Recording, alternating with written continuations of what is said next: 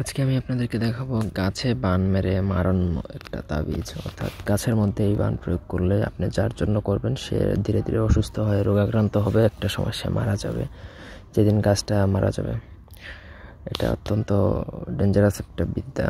শিক্ষা সাথী দিচ্ছি, প্রথম থেকে ভিডিওটা না টেনে শেষ পর্যন্ত দেখবেন। আমার চ্যানেলটা সাবস্ক্রাইব করবেন।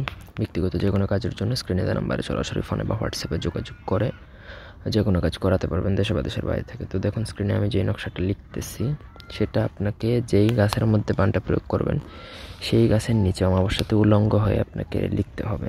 যেই গাছের মধ্যে বানটা প্রয়োগ করবেন সেই গাছের নিচেই উলঙ্গ হয়ে নকশাটা ভোজপত্রের মধ্যে আপনাকে কামসিঁদুর অথবা গুরুচন কালি দ্বারা লিখতে হবে।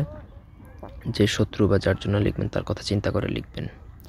নকশাটা লেখা শেষে সেই নকশার নিচে তার নাম, সে ছেলে হলে পিতার নাম, ঠিকানা, মেয়ে হলে তার মায়ের নাম এবং ঠিকানাটা উল্লেখ করবেন। তারপর সেই গাছের মধ্যে একটা গর্ত করবেন। গর্ত করে এই তাবিজটা ঢুকিয়ে কাদা অথবা সিমেন্ট অথবা আপনি কোনো কিছু দিয়ে বন্ধ করে দেবেন গর্তের মুখটা, যেন তাবিজটা ভেতরে থাকে।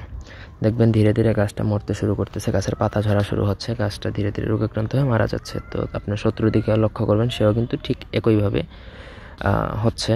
যেদিন গাছটা একদম মরে যাবে সেদিন শত্রু শেষ। কিন্তু আমি আগেই বলছি, এই ধরনের বিদ্যা একলা প্রয়োগ করতে যাবেন না, অবশ্যই গরুর অনুমতি বা গরুর সাহায্য নিয়ে তারপরে প্রয়োগ করবেন, অন্যথায় প্রয়োগ করবেন না। ধন্যবাদ।